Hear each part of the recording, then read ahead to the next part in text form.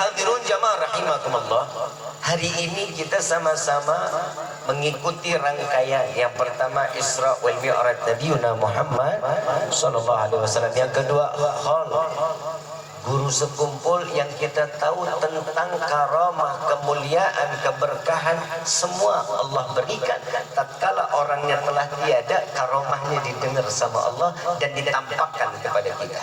Saya mau tanya semua di sini, pernah ketemu guru saya? Pernah ketemu guru sekumpul? Pernah salaman sama guru sekumpul? Pernah duduk bersama-sama guru sekumpul? Hari ini kita cuma sekedar untuk menyampaikan satu doa. Kita peringatkan haul yang 20 tahun lalu orangnya ada di tengah-tengah di seluruh Kalimantan ini. Hari ini telah kita sampaikan munajat, permintaan, doa, yasin, tahlil yang kita panjatkan kepada Allah dan kita hadiahkan kepada beliau. Insya Allah mudah-mudahan tidak Allah matikan kita, tidak Allah masukkan kita ke dalam surga kecuali wasilah dari apa yang telah kita lakukan di hari ini.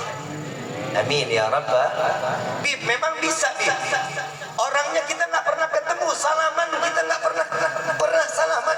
Tapi apa mungkin kami bisa mendapatkan keberkahan sehingga kita dikumpulkan kepada mereka orang-orang yang kita selalu ingat. Nabi SAW mengatakan di dalam hadis sahih, beliau mengatakan al-mar'u ma man ahab, seseorang akan dikumpulkan dengan orang yang ia cintai. Hari ini kita bermunajat kepada Allah karena kecintaan kita kepada Allah dan Nabi.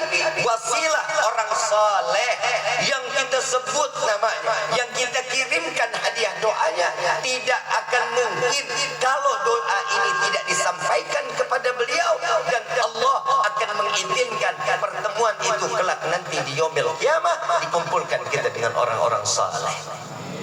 Ini manfaatnya haul. Ini manfaatnya. Bib, memang kemungkinan bisa seperti itu, pasti. Nabi Muhammad SAW memberikan satu keistimewaan bahwa orang saleh, para aulia tidak akan pernah mati, akan selalu hidup di dalam hati sanubari orang-orang yang mencintainya. Makanya nih hati kita lagi dijaga nih sama Allah. Kalau hati kita di hari ini dijaga, tolong dijaga nih benar-benar. Kenapa? Karena tidak akan pernah mudah seseorang mencintai sesuatu yang kita nggak pernah tahu. Contoh Nabi Muhammad SAW. Pernah lihat Nabi? Pernah ketemu Nabi? Pernah salaman sama Nabi? Pernah duduk bareng sama Nabi? Nabi kasih kemanfaatan kepada kita. Walaupun kita nggak pernah ketemu Nabi, walaupun kita nggak pernah musafaha dengan Nabi, dengan ini ulama-ulama kita, para guru, para asatid, datangin mereka, cium tangan mereka, duduk bersama mereka, makan bersama mereka. Apa kata Nabi? Barang siapa berkumpul dengan ulama, saat dia duduk bersama ulama sama sebagaimana beliau duduk dengan saat mereka makan beserta dengan ulama, sama sebagaimana mereka makan dengan saat mereka bermusafaha dengan ulama, sama sebagaimana mereka mencium tangan. Sallu ala Nabi Muhammad. Ini yang namanya cinta. Nah sekarang Rizky bahas cinta pun. Kalau kata orang Samuda, love is blind. Ngerti enggak? Ngerti enggak? Sama Rizky juga enggak.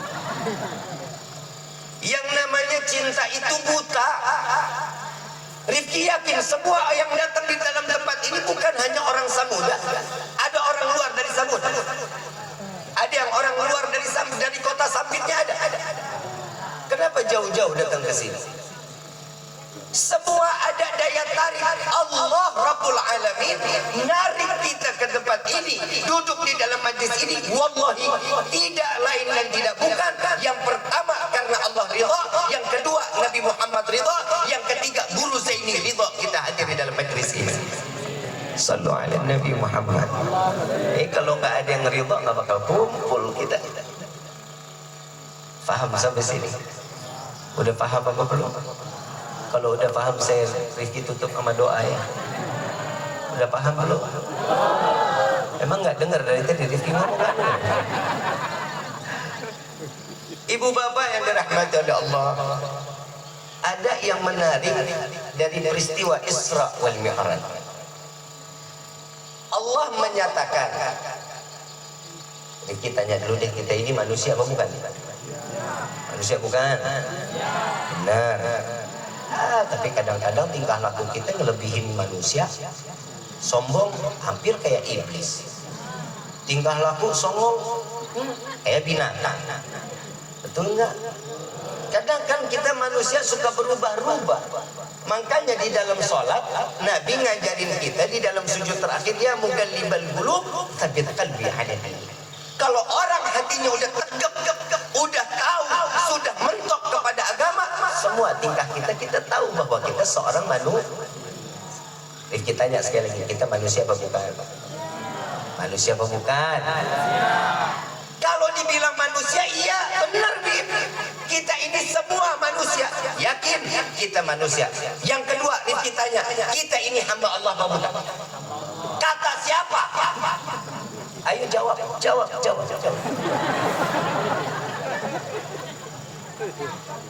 Rifki tanya, kita ini hamba Allah apa bukan?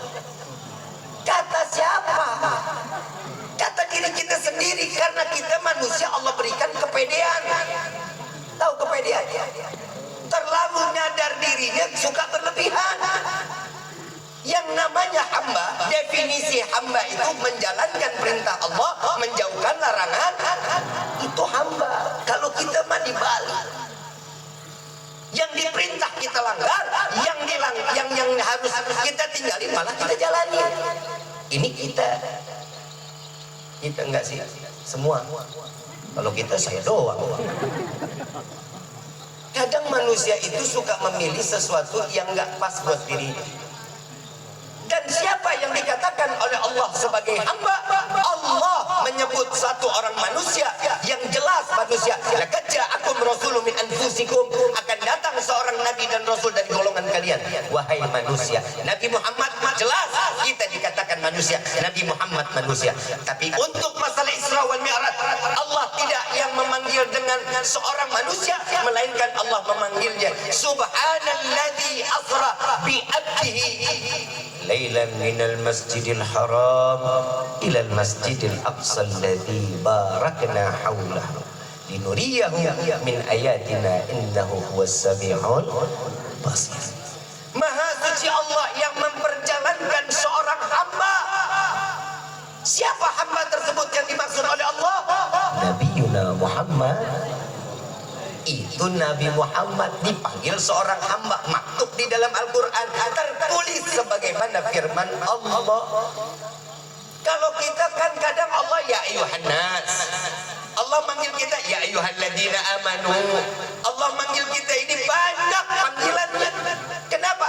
Karena manusia ini model kayak kita, enggak yang semata-mata, karena Allah menyatakan bahwa lewat lisan Nabi yang namanya manusia itu imannya kadang naik, kadang banyakan naik apa banyakan turunnya? Jujur. Banyakan naik apa turunnya? Sadar. Jujur, gak bohong. Alhamdulillah. Orang Samuda doang, orang ngerasa iman turun, syukur alhamdulillah.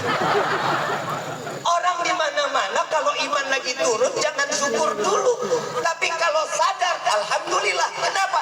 Karena kita masih Allah titipkan iman. Ini udah gerimis. Udah dah. Ntar pada basah. Gak apa-apa, masuk angin loh. Pak. Becek. Gak apa-apa, Pak. Aman ya? Tapi insya Allah mudah-mudahan nih satu tetes ini akan menjadi saksi di yaumil qiyamah. Orang lagi nuntut ilmu, hujan satu tetes ini. Apabila Allah haruskan kita masuk ke dalam neraka, mudah-mudahan satu tiap tetes ini yang dapat memadamkan api nerakanya Allah. Ibu bapak yang dirahmati oleh Allah, terus nih. Sampai mana tuh tadi? Apa? Hujan turun. Iman kita kadang kebanyakan turun daripada kenapa? Karena kita kalau malaikat imannya istiqomah begitu aja. Kalau nabi imannya makin naik, makin naik, makin naik. Kalau kita kadang naik, kadang itulah Allah memberikan kesempurnaan kepada manusia. Fungsi iman Allah kasih kita tuh ada akal, ada hawa nafsu, ada ini. Apa fungsinya iman? Iman ini untuk menjaga akal, untuk mengikat hawa nafsu agar tidak liar. Itu kan banyakan liarnya. Habis sholat doa minta duit. Rezeki banyak ya Allah, tumpahkan kepada hamba. Lah rezeki banyak buat apa? Buat apa? Ayo Bu, jawab. Berutang. Buat COD. Biasaan perempuan, laki kerja dia check out. Bapak kalau banyak duit buat apa Pak? Enggak ada umroh. Haji mau umroh Pak Haji. Daftarnya lewat Rifki ya. Jadi Rifki kan bisa gratis naiknya. Buat umroh. Yang belakang buat apa? Apa? Haji.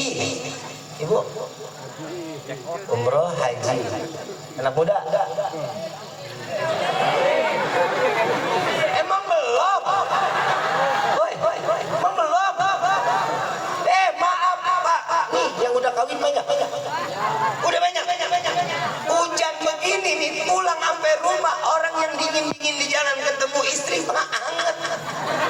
Lu udah jual pulang lepek, kedinginan. Mau angetin pakai apa? Duduk depan kompor gas. Orang kalau ditanya rezeki, apa yang kalau Allah kasih rezeki kita banyak, itu yang dijawab pasti umroh, haji, sedekah, nikah, itu semua bahasanya baik-baik. Kalau ditanya kalau rezeki banyak buat apa, pasti semua jawaban baik. Alasannya apa? Kok jawabnya baik-baik semuanya? Karena duitnya nggak ada. Jujur, karena duitnya nggak kelihatan mata, tapi kalau duitnya ada di depan mata, beda. Bohong kalau bilang, ini duit ada buat haji, tapi tak dulu deh. Ini buat ini dulu nih. Perempuan duit banyak, glowing, skincare, parfum, wah selemari. Laki duit banyak, kawin lagi. Bu, Rifki kasih satu saran, boleh? Saya cuma bilang sama Bapak, Pak, saya jauh-jauh dari Jakarta datang ke sini jadi perlaki lembek banget dong. Kalah sama emak tuh, lihat tuh mama Bu. Tuh, lihat. Pak. Gak kenceng juga kok kaget. Pak. Hati-hati sama wanita ya Pak. Woi. Hati-hati. Yang namanya perempuan itu Pak, kesian banget. Jujur. Capek loh Pak jadi perempuan, kita nggak bakal sanggup. Jujur Pak, nggak bakal sanggup. Makanya perempuan itu banyak pengampunan dosa dan banyak ringkas yang Allah berikan kepada wanita. Kenapa? Karena selama kehidupannya memang capek. Ngurusin anak capek nggak Bu? Ngurusin rumah tangga capek nggak Bu? Ngurusin suami capek nggak Bu? Makanya Allah kasih ringan, laki-laki boleh nikah 2, 3, 4 biar ibu nggak terlalu capek.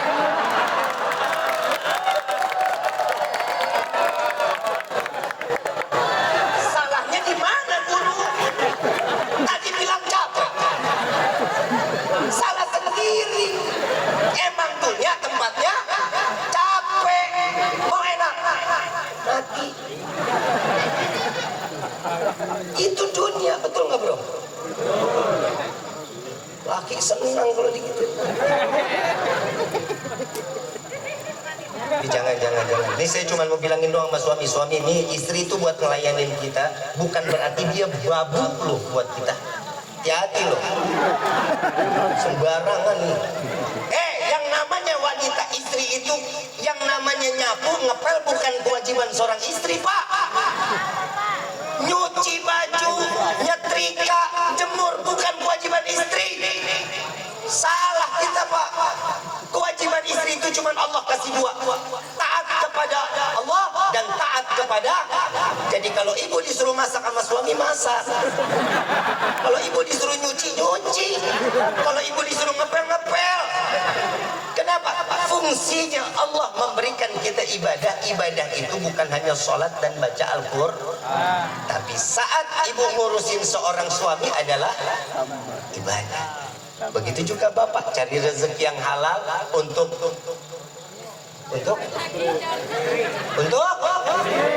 buat keluarga, Pak. Kalau bapak ngomong buat istri, makanya rezekinya nggak nambah-nambah, segitu-gitu aja. Kalau bapak bilang, ya Allah berikan kami rezeki yang banyak, yang berkah, yang halal untuk memberikan kebahagiaan kepada keluarga hamba, Allah bakal limpahin rezeki kita. Bukan amin, jalanin. Amin baik. Saya baru nikali di Samuda kok emosian ya. Emang di YouTube saya sering emosi. Ini aja sih. Kesel. Kalau gini.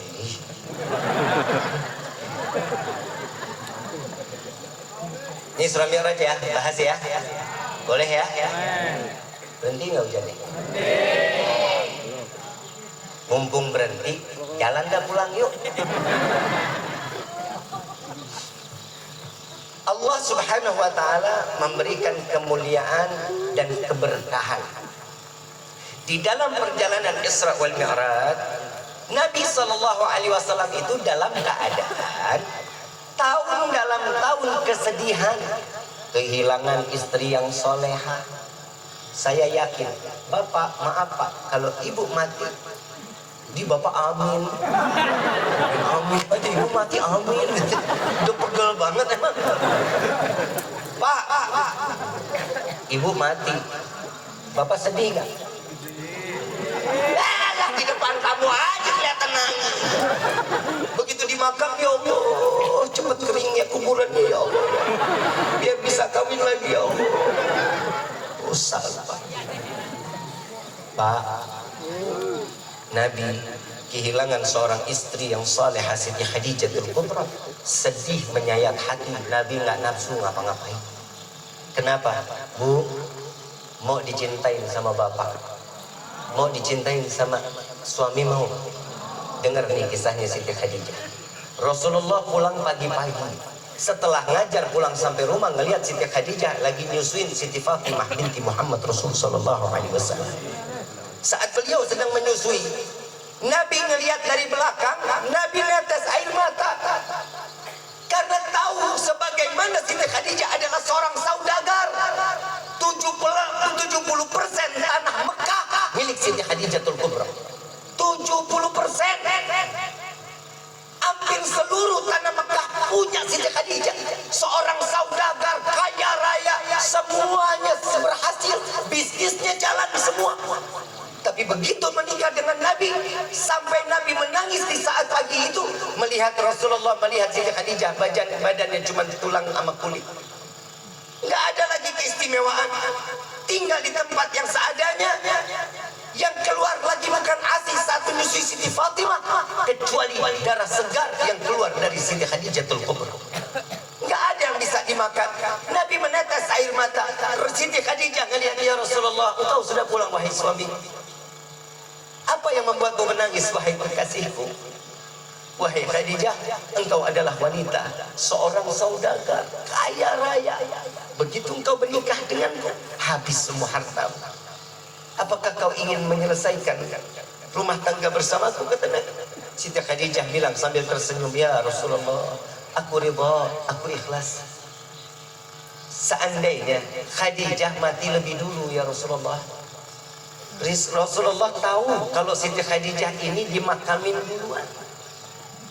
Sampai Rasulullah dikatakan oleh Siti Khadijah, jika engkau ya Rasulullah ingin melintasi lautan untuk dakwah di jalan Allah, sedangkan engkau tidak memiliki rakit, maka bongkar kuburanku, ambil tulang belulangku, ikatlah, jadikan rakit agar engkau dapat melintasi lautan untuk menjalankan ibadah dakwah Allah Subhanahu wa taala.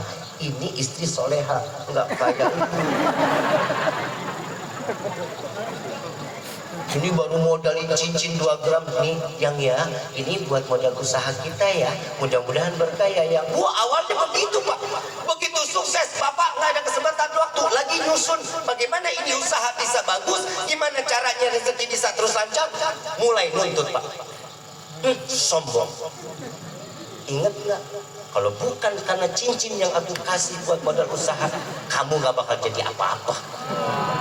Bu, sholat ibu, ibadah ibu 1000 tahun, sujud setiap malam 1000 rakaat, jidat sampai pindah ke belakang. Apa yang udah ibu kasih buat suami, ibu tuntut, ibu ungkit, nol. Semua pahalanya diambil oleh Allah Subhanahu wa taala. Rasa. Terusin Pak.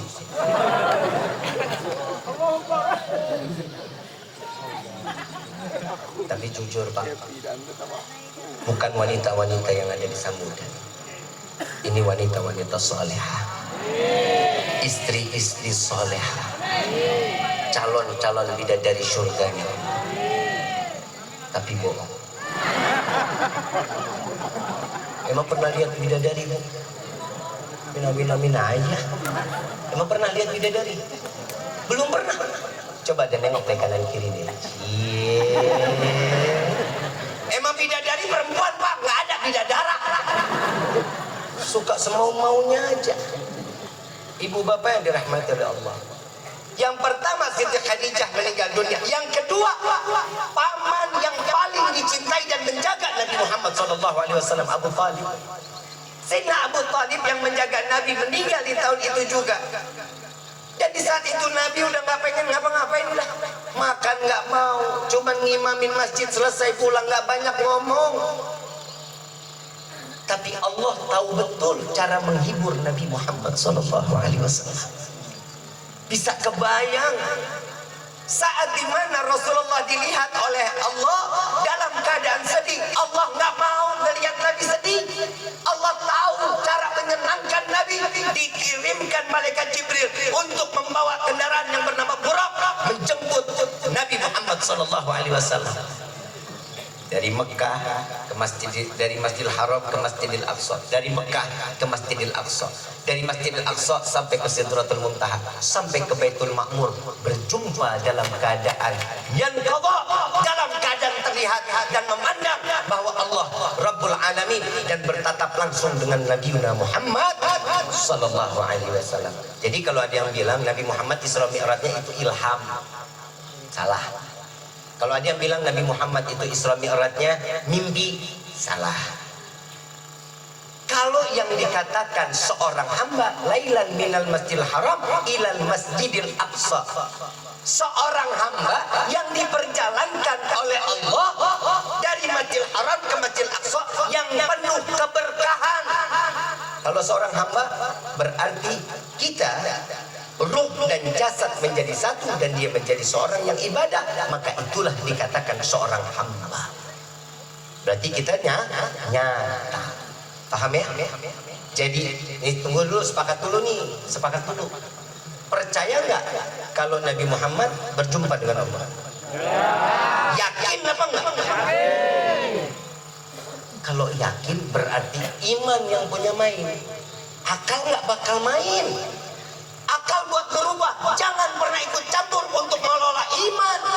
Iman harus nurut dengan apa yang sudah ditentukan oleh Allah. Jangan akal ngomong, iman manut. Oh iya, gak bisa. Kenapa fungsinya akal dan hawa nafsu? Akal berpikir, hawa nafsu ngedorong, iman ngikat. Kalau liar terikat, tidak keluar kemana-mana. Ini fungsinya iman. Saya yakin di sini semua punya handphone. Punya handphone nggak? Nggak punya. Hari ini nggak punya handphone. Punya nggak? Jual dong. Jangan dong. Ustadz Komar WhatsApp ke saudara saya Ahib dari Sampit. Ustadz di mana sih tinggal di sana? Ustadz,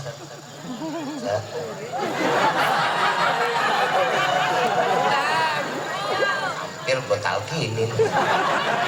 Kalau Ustadz tadi nggak panggilan itu nggak nengok juga, ada sebut itu.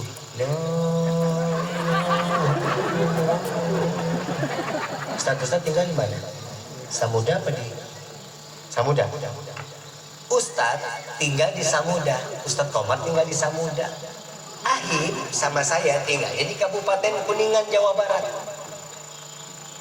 Dari Jawa Barat, Kuningan ke Jakarta kurang lebih 4-5 jam.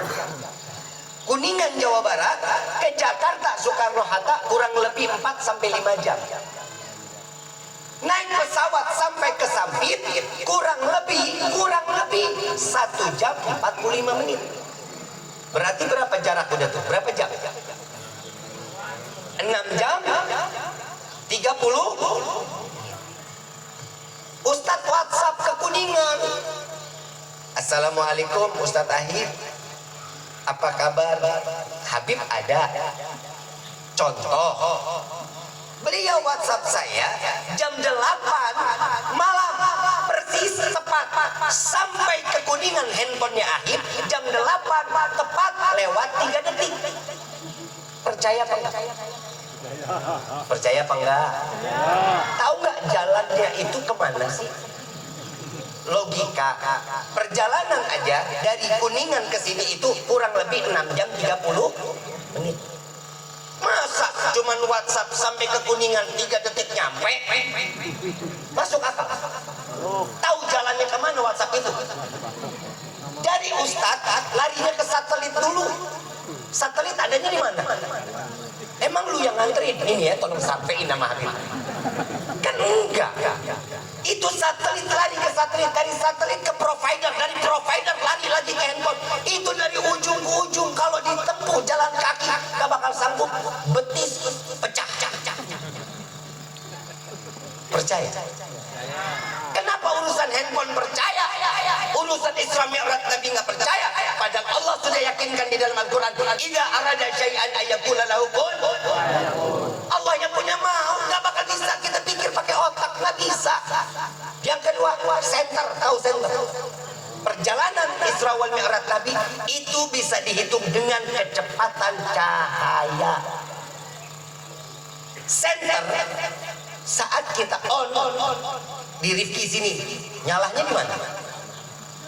Jujung kan? Nah ini kayak lampu tuh, mana tuh lampunya? Nah ini nyala nggak tuh? Sampai kemana? Naut. Mana? Naut.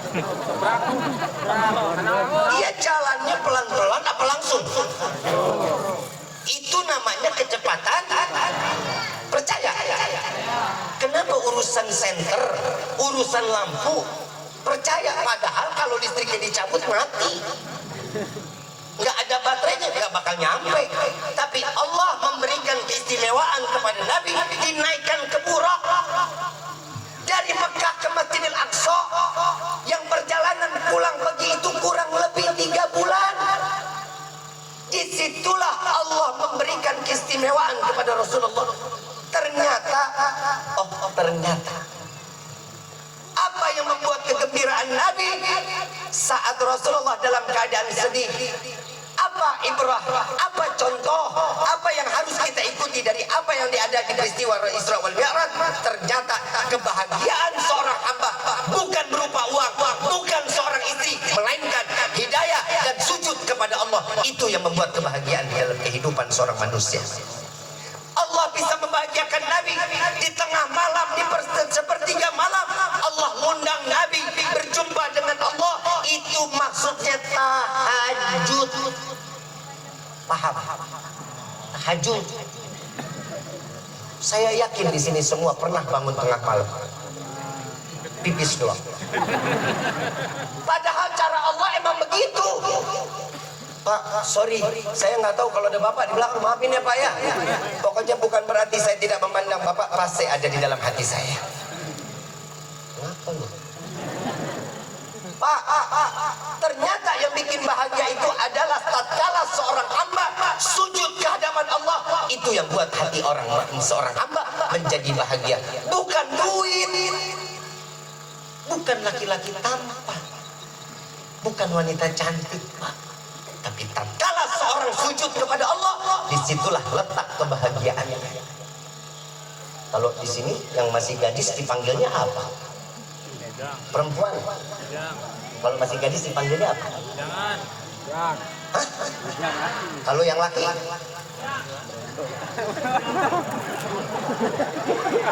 Gadis aja lah ya. Boleh ya? Gadis bujang. Setuju? Setuju ya? Kalau di Jawa dipanggilnya Neng. Yang belum nikah dipanggil. Kalau yang udah nikah dipanggil siapa? Ting. Nyonya. Neng. Neng. Neng. Bukan nenek-nenek. Rifki mau tanya sama yang belum nikah. Kriteria seorang laki-laki idaman kalian tuh seperti apa sih? Nih buat yang perjaka-perjaka, yang bujang-bujang biar denger. Nih, perempuan itu yang dia inginin, nih denger. Oi. Biar jadi motivasi buat laki-laki model kayak kita. Siapa yang berani jawab? Tunjuk tangan. Ngewakilin aja satu aja. Kalau enggak 3 deh. Ada nggak? Satu contoh kriteria seorang laki-laki yang kalian tahu seperti apa sih? Wakilin ya, wakilin boleh ya, tapi jangan yang umur 50. Kalau yang udah nikah jangan nyaut. Yang udah pernah nikah jangan nyaut ya. Yang belum nikah, yang masih gadis. Mana? Pinjam mic. Mana panitia? Panitia. Ini acara gede gini gak ada panitia, Ustaz? Tuh. Mana tadi tunjuk tangan coba. Mana? Bu, Pak. Belakang. Ngasih ke sono aja. Belakang. Ngangkat tangan di belakang, Bapak ngasih ke depan. Maju, Pak. Alah, kau jorokin juga. Bapaknya bujang ya. Belum. Aji maafin, Ustaz, maafin. Ini hiburan doang. Polisi di pantai ini, tolong jangan ditangkap ya. Mana? Ya, jangan berdiri, jangan. Udah duduk aja, duduk. Tetap kok mataku memandang kamu. Lah emang kelihatan saya di atas di bawah. Hasut aja. Ayo, Neng. Gak bisa hidup. Gak apa-apa, yang penting aku selalu hidup di hati kamu. Gak bisa. Habis. Sound system. Habis tanya. Sound system. Baterainya habis, sound system. Mana? Yang sebelah sono. Mana? Hidupnya yang di bawah, Pak. Hidupin yang di bawah. Ya Allah, ya Allah.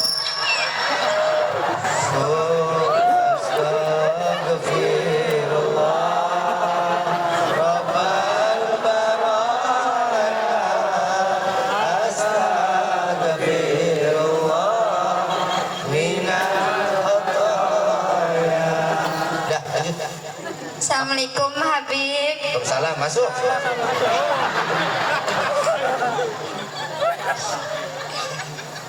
Grogi lihat Habibnya ganteng.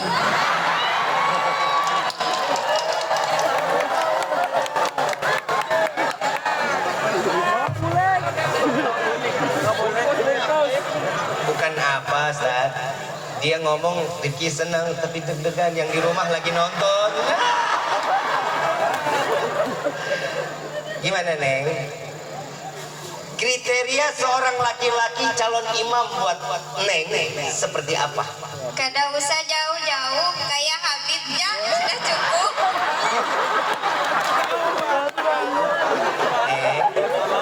Maaf ya, Neng. Habib, maaf. Habib sudah yang bisa sebutin aja, sebutin. Yang Nemo itu seperti apa sih? Yang pertama. Yang pertama, sayang mama, sayang mulut. Ya, tentu mah saudara.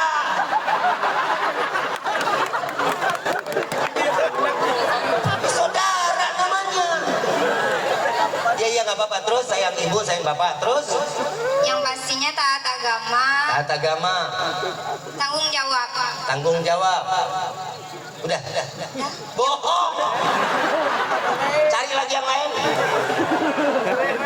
Sayang mama, sayang bapak. Yang kedua taat agama.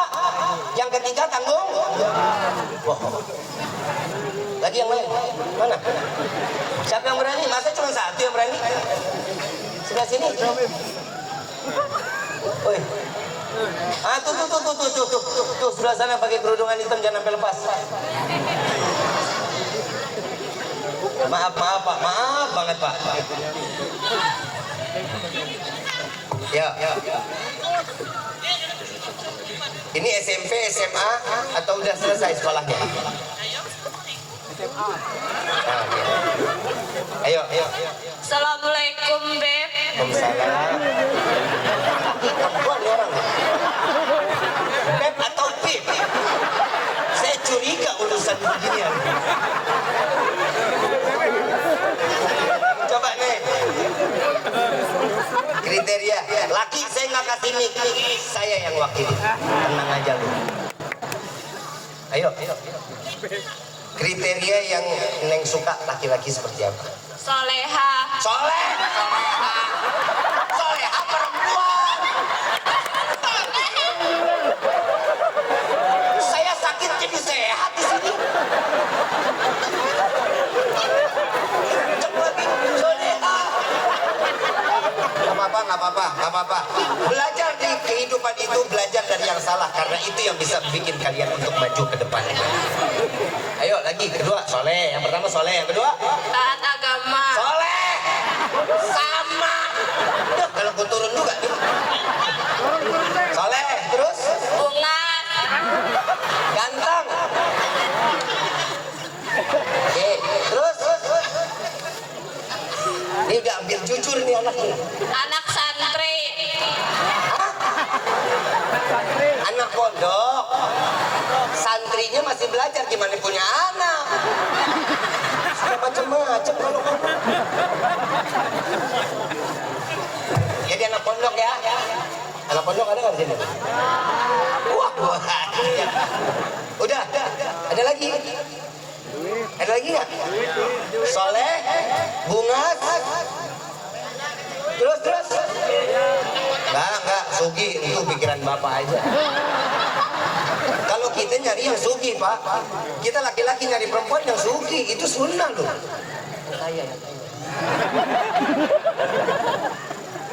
Anak hadroh.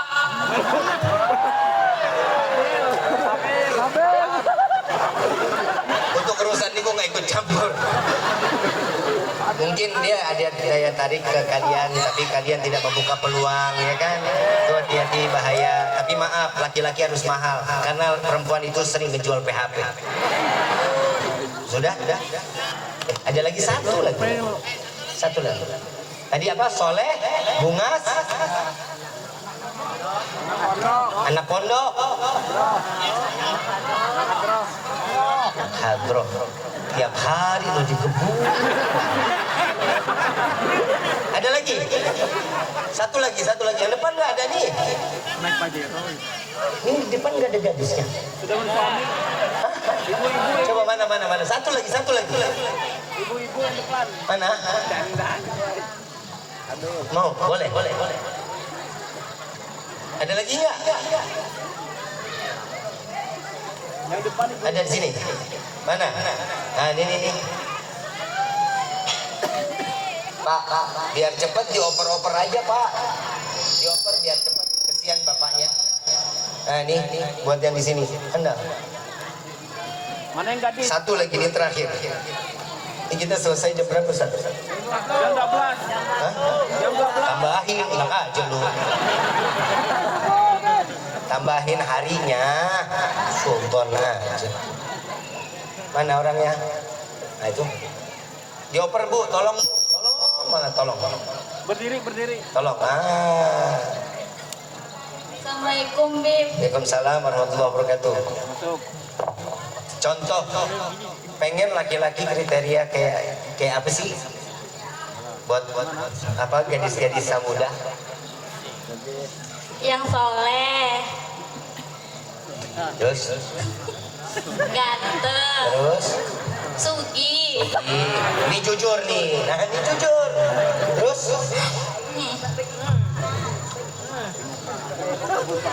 terus, Yang beriman. iman soleh, Ya, bertanggung jawab.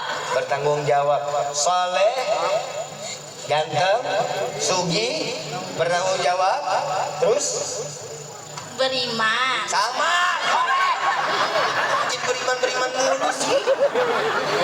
Kamu aja memergon. Saking beriman ya tiap hari kamu sholat. Dia ngerapiin. Ayo. Perhatian dengan sayang dulu.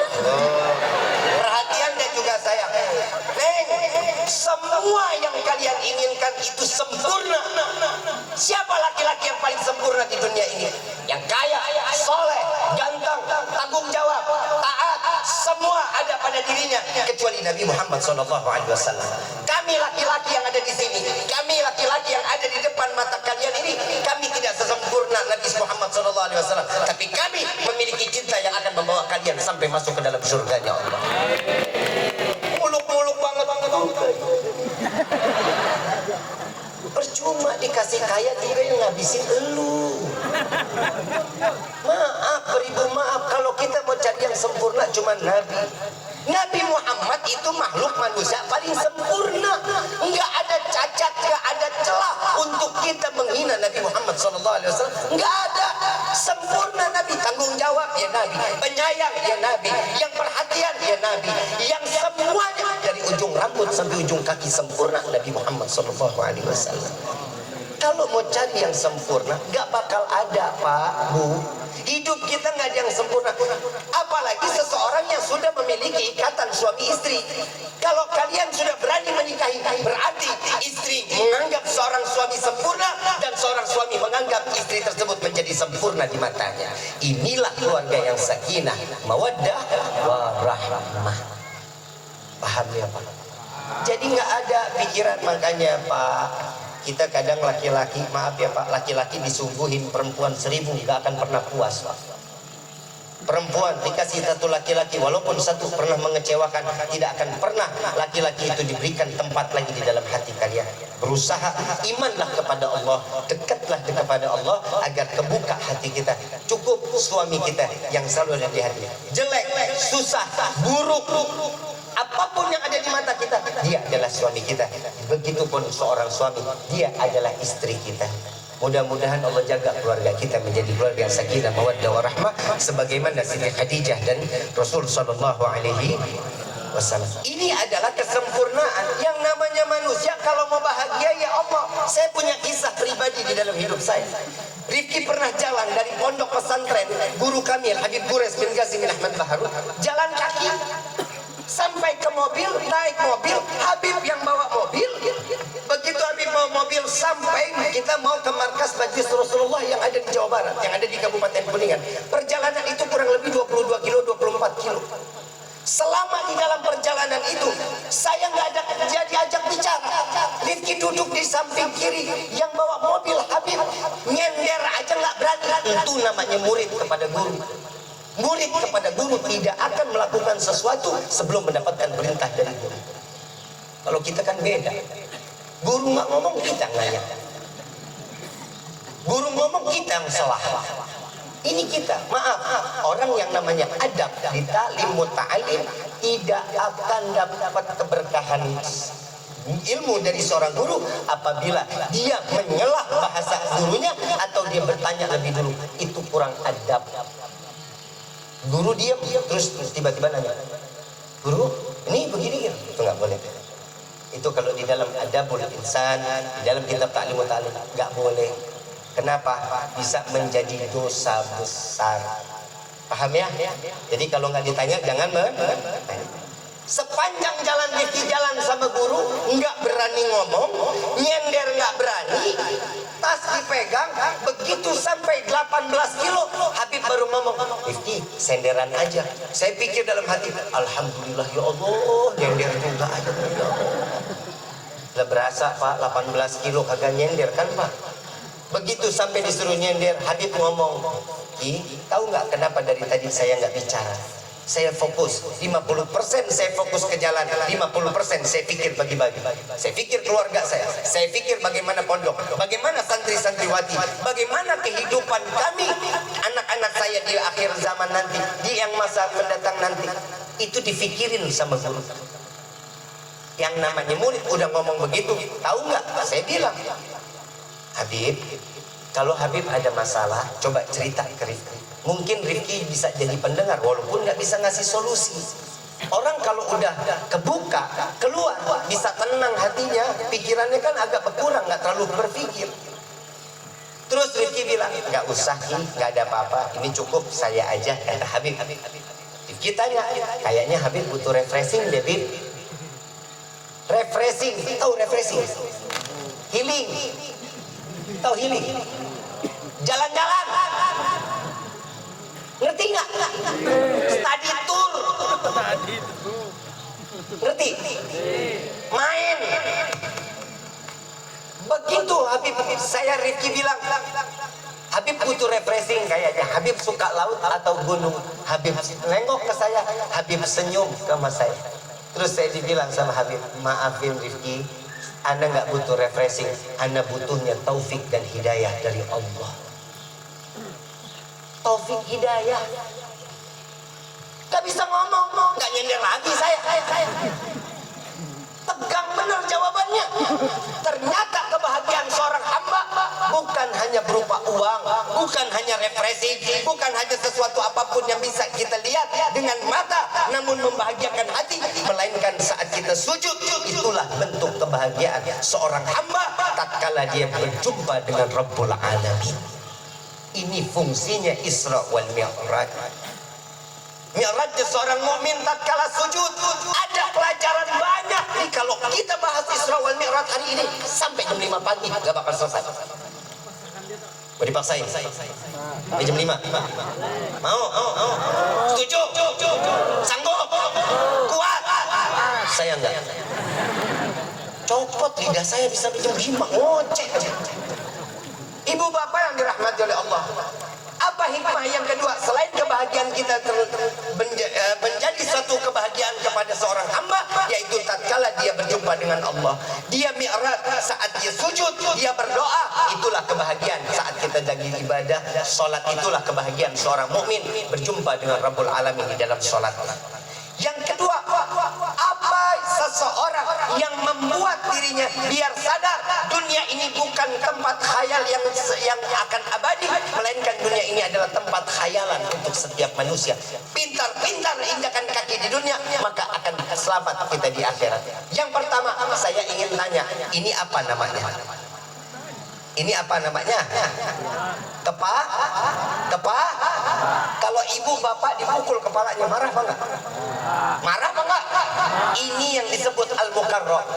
Ini yang disebut yang paling mulia. Kepala seorang hamba adalah satu kemuliaan. Tapi tatkala yang kita tahu dalam keadaan seorang yang mulia kepalanya, tapi tatkala dia dalam keadaan sujud, kepala sama rata dengan telapak kaki, apa yang paling tinggi?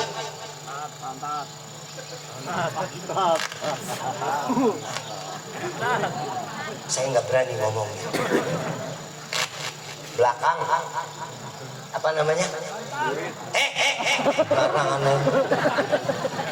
Apa namanya nih? Belakang. Apa?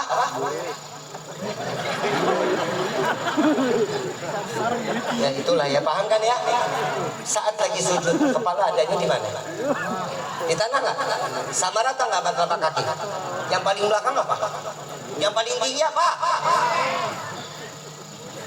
Belakang kita paling tinggi. Biar sadar dunia itu yang kita kejar untuk akhirat.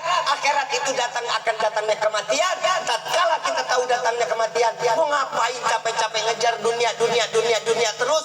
Sedangkan apa yang diperbau dunia pasti larinya akan ke WC. Betul apa enggak?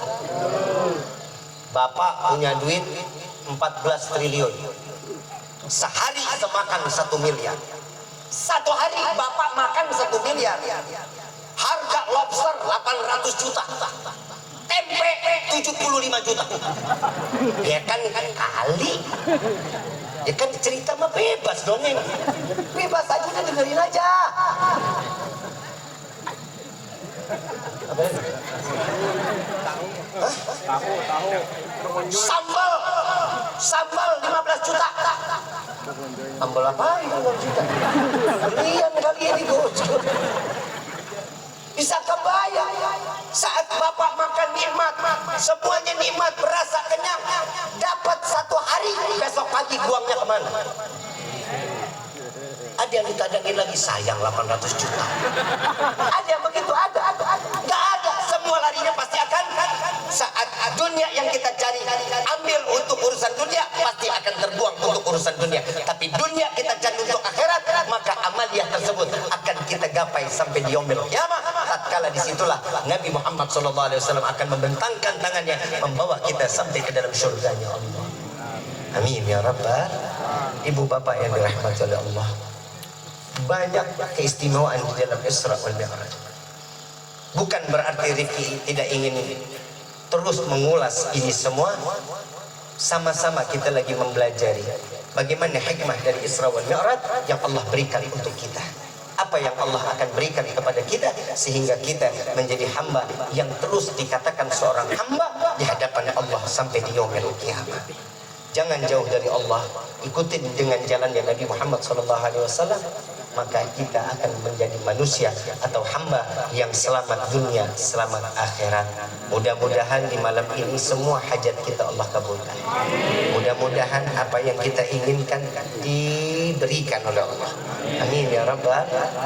Terakhir dari Rifki, ingat perjalanan Isra wal Mi'raj, Nabi memberikan hadiah kepada kita berupa salat 5 waktu.